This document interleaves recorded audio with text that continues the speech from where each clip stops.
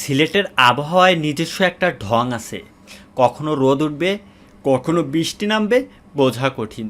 সেই সিলেটের জিম্বাবুয়ের বিপক্ষে বাংলাদেশ দলও দেখিয়েছে ব্যাটিংয়ের নিজস্ব ঢং। কখন যে কী হবে বোঝা কঠিন। যখন ওই উইকেটে থিতু হয়েছেন, বড় ইনিংসের খেলার আশা জাগিয়েছেন, তখন ওই উইকেট উপহার দিয়ে এসেছেন। আর হঠাৎ ব্যাটিং দল সেই তো কবে থেকে বাংলাদেশের ব্যাটিংয়ের অবিচ্ছেদ্য অংশ। ব্যাটিংয়ের চিরাচরিত সব কিছুই যখন এভাবে দাড়ি কমা সহ মিলে যাবে, সেদিন বাংলাদেশের সংগ্রহ বড় না হওয়াই স্বাভাবিক। হয়েছে সেটাই। জিম্বাবুয়ের বিপক্ষে প্রথম টেস্টে প্রথম ইনিংসে বাংলাদেশ অল আউট মাত্র 191 রানে। উইকেট উপহার না দিলে ব্যাটসম্যানদের আউট করা যে কঠিন, সে তো প্রথম দিনের শেষবেলায় জিম্বাবুয়ে প্রথম ইনিংসের ব্যাটিং দেখে বোঝাই গেছে।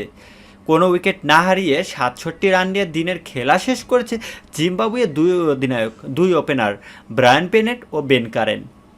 বেনেট 37 বলে 40 রানে অপরাজিত, কারেন 49 বলে 17 রানে অপরাজিত। এইখানে দেখেন, তারা একজন ধরে খেলেছে আর একজন তারা কিন্তু মেরে খেলেছে। ওয়ানডে স্টাইলে ব্যাটিং করেছে একজন, আর একজন টেস্ট স্টাইলে ব্যাটিং করেছেন। তো প্রথম দিনে খেলা হয়েছে 75 ওভার, 0.1 ওভার, জিম্বাবুয়ে পিছিয়ে 124 রানে। বাংলাদেশের ঢঙের ব্যাটিং নেতৃত্বে ছিলেন অধিনায়ক নাজমুল হোসেন শান্তই। ম্যাচের আগের দিন সংবাদ সম্মেলনে 2024 সালে নিজের ব্যাটিংয়ে কিছু ভুল তুলে ধরেছিলেন বাংলাদেশের অধিনায়ক।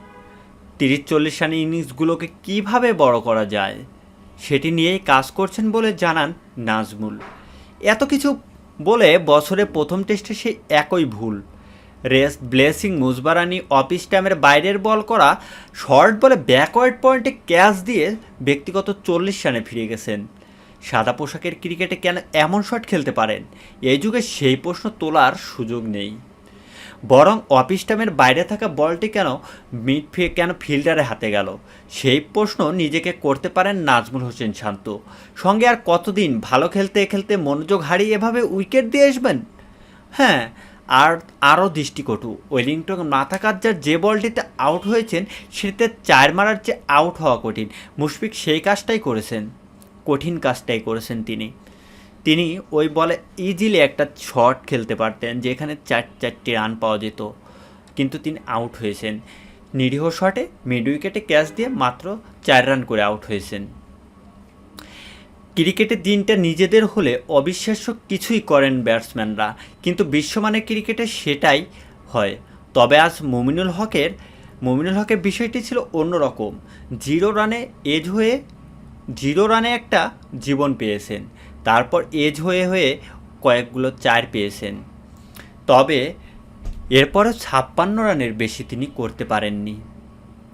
হয়তো বুঝতেই পারেননি ভাগ্যবিধাতা তার কাছ থেকে একটা বড় ইনিংস চাইছেন, তাই শেষ পর্যন্ত মাথাকাজ্জার হাওয়ায় ভাসানো বলে স্লগ সুইপ করতে গিয়ে মিড উইকেটে ক্যাচ দিয়েছেন। আরে ভাই, এইগুলো আজকের বোলিংয়ে যেভাবে ব্যাট করেছে, আসলে এইগুলো উইকেটের যোগ্য না ভাই। কাছাকাছি সময়ে বাউন্সার ব্যাটসম্যানদের একের পর এক পরীক্ষা নিয়েছিলেন মুজবারানি। এই পেসার গতির ঝড় তুলতে না পারলেও সিলেটের উইকেটে আর নিজের উচ্চতা কাজে লাগিয়ে বাউন্স ঠিকই আদায় করেছেন, ব্যাটসম্যানদের বিপদে ফেলেছেন। তার লাফিয়ে ওঠা বলে অনেকটা অসহায় আত্মসমর্পণ করে পিছনে ক্যাচ দিয়েছেন মেহেদী হাসান মিরাজ। দলের 4 জন মূল ব্যাটসম্যান এমন হতশ্রী বিদায়ে ব্যাটিং ধ্বস্ত হবেই। এরপর তাইজুল ইসলামও যোগ দেন এই তালিকায়। তিনি কিন্তু এতে 2 উইকেটে 98 রান করার পরে 56 রান করতে হারায় 5টি উইকেট।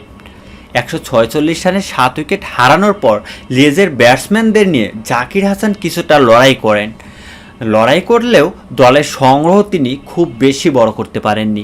সেখান থেকে হাসান মাহমুদকে সঙ্গে নিয়ে 41 রানের একটা পার্টনারশিপ করেন। সেই জুটি 187 রানের ভাঙার পর বাংলাদেশ আর টিকেছে মাত্র 9 বল, যোগ করতে পেরেছেন 4 রান। জাকের আলী আউট হয়েছেন 28 রানে।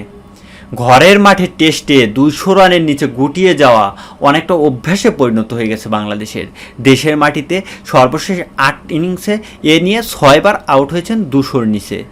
মুজবারানি উইকেট নিয়েছেন 3টি, প্রথম দিনে নাহিদ রানার সঙ্গে লড়াইয়ে আপাতত এগিয়ে আছেন এই পেসার।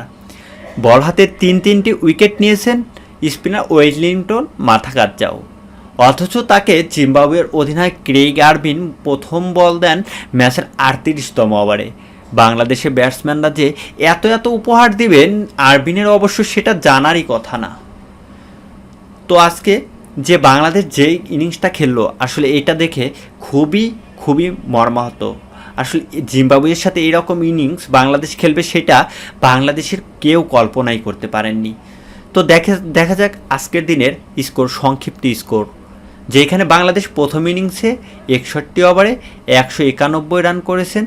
মাহমুদুল হাসান জয় 14, সাদমান 12, মুমিনুল 56, মিরাজ নাজমুল হোসেন শান্ত 40, মুশফিক 4, জাকের আলী 28, মিরাজ 1, তাইজুল 3, হাসান 19, খালেদ 4 রানে অপরাজিত আছেন, নাহিদ রানা 0।